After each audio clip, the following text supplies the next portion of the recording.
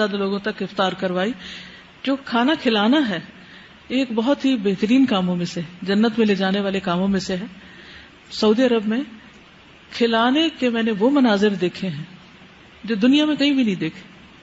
الحمدللہ ہم نے پہلی رمضان کو عمرہ کیا اور اتفاق سے جب پہنچے تو تھوڑی دیر کے بعد ہم طواف کے لیے گئے تو مغرب کی اذان ہمیں مطاف میں ہو گئی.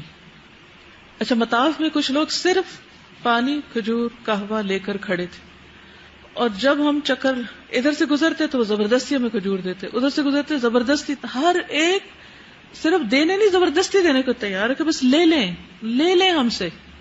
تو مجھے وہ بات یاد آئی کہ ایک وقت آئے گا کہ جب دینے والے اتنے ہوں گے کہ لینے والا کوئی نہیں ہوگا. خیر وہ تو گزر چکا ہے، لیکن ابھی بھی مجھے وہ ایک فیلنگ آئی اس وقت کی. پھر اس کے بعد یہ ہے کہ جیسے اعتکاف وغیرہ ہوتا ہے مسجد نبوی میں، خواتین کافی ہوتی ہیں، مکہ میں بھی ہوتی ہیں. میں نے خود تو اعتکاف نہیں کیا لیکن میری چھوٹی بہن نے کیا، تو انہوں نے مجھے خاص طور پر فون کر کے بتایا کہ یہاں پر جتنے لوگ میں نے دیکھے ہیں وہ صرف اپنا کھانا نہیں لے کر آتے، وہ زیادہ کھانا لے کر آتے ہیں اور وہ یہ سمجھتے ہیں کہ ان کے کھانے میں دوسروں کا حق ہے اور وہ زبردستی دیتے ہیں کہ آپ بھی کھائیں، آپ بھی کھائیں، آپ بھی کھائیں. کچھ لوگ باقاعدہ تھرمس بھر بھر کے قہوہ وغیرہ کی لے کے جاتے ہیں، کیونکہ کچھ لوگ ساری رات جگہ کے لیے انہی صفوں میں بیٹھے رہتے ہیں اور نماز کا انتظار کرنے والوں کی تو کیا ہی شان اور کیا ہی درجے ہیں. تو ان کو لوگ وہیں جا کے ان کی جگہوں پر دیتے ہیں اور لاکھوں لوگوں کے دسترخوان لگتے ہیں اور ہر کوئی دے رہا ہے، بانٹ رہا ہے، کوئی ایک چیز لے کے آ رہا ہے، کوئی دوسری چیز. اس دوران ہماری ملاقات ہوئی ایک خاتون سے. ہم لفٹ میں جا رہے تھے تو خاتون کہنے لگی کہ آپ لوگ کہاں سے ہیں. ہم نے بتایا، پوچھا کہاں رہتے ہیں، جگہ بتائی کہاں رہتے ہیں. کہنے لگے آپ ہمارے مہمان ہیں. نہ ہمارا نام، نہ پہچان، نہ یہ پتا کہ کون ہے کون نہیں. کہتے ہیں ہم لوگ مکہ کے رہنے والے اور یہیں پر ہمارے کام کاروبار ہے اور ہم رمضان کا مہینہ یہاں آ کر رہتے ہیں ہوٹل میں اور یہاں سے ہم جتنے لوگوں کو ہم جانتے پہچانتے سب کو افطاری بھیجتے ہیں. گھر میں انہوں نے پاکستان سے بکرے لے جا کر بریڈ کیے، وہ ذبح کرواتے ہیں اور پکواتے. گھر میں خواتین پکانے والی رکھی ہوئی جو کافی بڑی مقدار میں کھانا پکاتی اور روزانہ وہ کھانا آتا اور جتنے لوگوں کو وہ جانتے تھے ان سب کو وہ بھجواتے. اس دن سے لے کر آخر تک، عید کے دن تک انہوں نے ہر روز ہمیں افطاری بھیجی اور بہترین کھانا، طیب، جسے دیکھ کے احساس ہو کہ طیب ہے.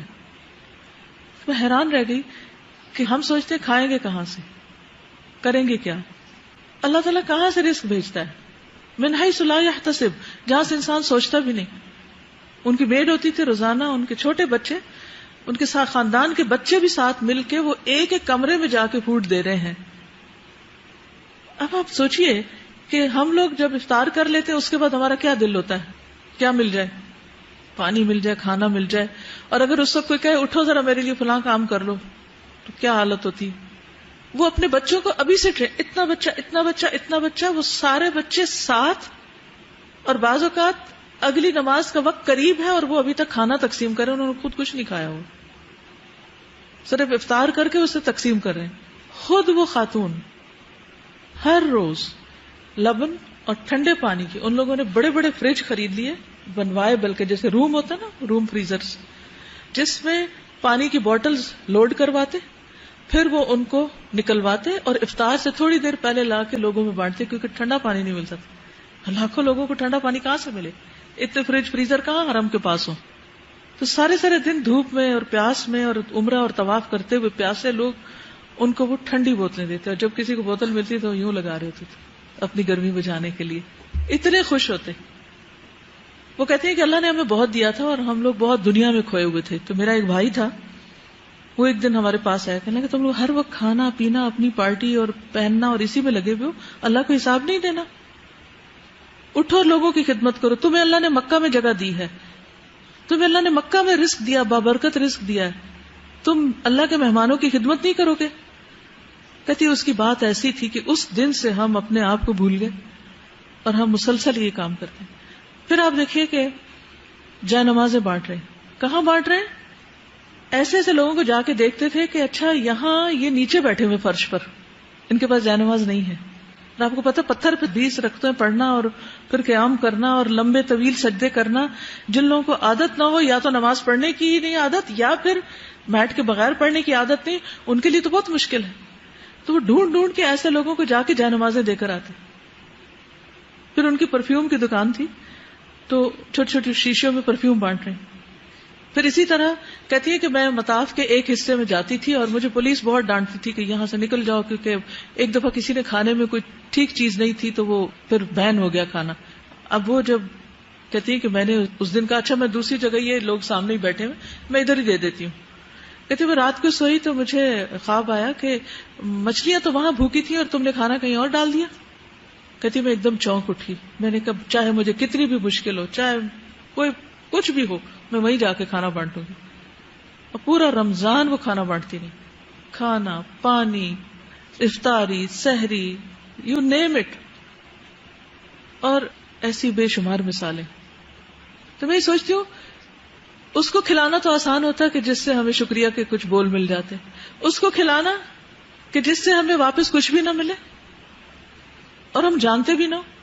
اور اس تقسیم کے بغیر کوئی کالا ہے, گورا, عربی ہے, اجمی ہے, غریب ہے, امیر ہے, کوئی بھی ہے, سب فائدہ اٹھاؤ. تو یہ وہی کر سکتا ہے نا جس کے دل میں اللہ نے ڈالا اور جو اس چیز کی اہمیت کو سمجھتا ہو. السلام علیکم.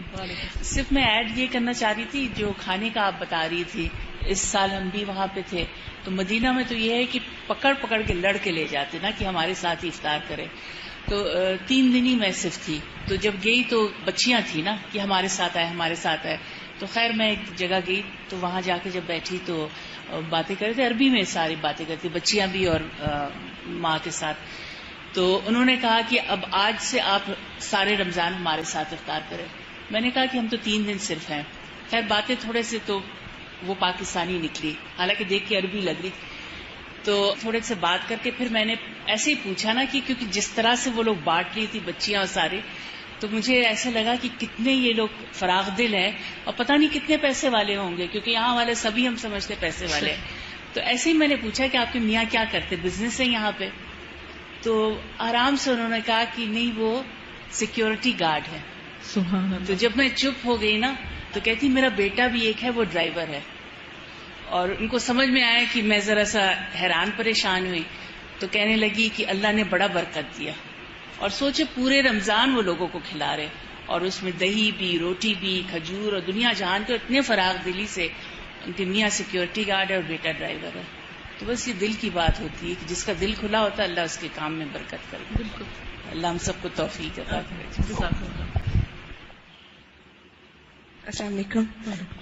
ہمیں شروع میں ہی عثمان جی نے کہا کہ دورہ قرآن کرتے تھے تو نبی صلی اللہ علیہ وسلم اجود ہو جایا کرتے تھے. تو بہت زیادہ یہ لگی بات کہ دورہ قرآن تو ہم کتنے سالوں سے کر رہے ہیں, ہمارے اندر یہ چیز کیوں نہیں آئی. تو بہت ساری چیزیں کی بھی, مطلب جیسے مزدوروں کو ہماری بیچ نے کھانا کھلایا, یا استغفار کے اور کھجوروں کے کارڈز افطاری میں دیے, پیکنگ کی, گھروں سے کپڑے لا کے کچی بستی میں وہ ڈسٹریبیوٹ کیے. تو لگ رہا تھا جیسے بہت سارے کام ہم کر رہے ہیں. لیکن ابھی جب سن رہی تھی کہ اتنا فراخی, تو وہی والی آپ کی بات کہ اللہ تعالیٰ اگلے رمضان میں ہمیں اس سے بھی زیادہ دلوں کی وسعت عطا کر, کہ ابھی اپنا کام اب تھوڑا لگ رہا تھا, حالانکہ اس وقت لگ رہا تھا بہت ایکٹیو ہوئے میں, بہت ساری جگہوں پہ, گھروں میں بھی اور یہاں پہ بھی بہت ساری چیزیں دے رہے ہیں. لیکن اب اپنے سے اوپر دیکھیں تو پھر اپنا کام لگتا ہے. تو اللہ تعالیٰ ہمیں آئندہ توفیق دے کہ ہم واقعی اجود بن جائیں رمضان کا یہ اثر ہو پہ. السلام علیکم ورحمۃ اللہ وبرکاتہ. ہم لوگ مدینہ اور مکہ تو نہیں جا سکتے, لیکن ہم نے دیکھا ہے کہ یہاں پہ ہائی وے جو فیض آباد قریب ہے, وہاں پہ کچھ بچے چاہے جہاں سے بھی ہے اور ڈونیشن جمع کرتے ہیں, اپنے گھروں سے لاتے ہیں, وہاں پہ گاڑی رکوا کے افطاری کرواتے ہیں. تو سب لوگ پوچھتے ہیں یہ کون ہے, عربی ہے, رجمی ہے, یہ کہاں سے آتے ہیں, یہ کسی کو نہیں پتا. لیکن نوجوان اور بوڑھے سب, آپ لوگوں نے دیکھا بھی ہوگا, کبھی گزر وہاں سے بھی کئی لوگ جاتے ہیں. جب افطاری کا ٹائم ہوتا ہے رمضان میں تو اسی وقت گاڑی رکوا کے بچے وہاں پہ وہ کرواتے ہیں. تو یہ ہمیں چاہیے کہ اپنی گلی محلے میں جو بھی مسافر پردیسی گزرتے ہیں اور ٹائم ہوتا ہے افطاری کی تو وہ کروائے ضرور, آئندہ بھی, اور جس نے کیا اس کو اللہ قبول کرے. اب یہ ہے کہ یہ جتنی بھی باتیں ہم نے کی اور آج کے اس گفتگو کا مقصد کیا تھا، رمضان کیسے گزارا، جو کچھ کیا، جو کچھ دیکھا، جو کچھ سیکھا، جو کچھ سنا، یہ سب اس لیے ہے تاکہ ہم اس سال میں جو رمضان کے بعد آ رہا ہے، جس میں ہم داخل ہو چکے ہیں، ان چیزوں کو آگے کنٹینیو کریں، ان کو لے کر چلیں. یہ صرف رمضان کے لیے نہیں، یہ ساری زندگی کے لیے.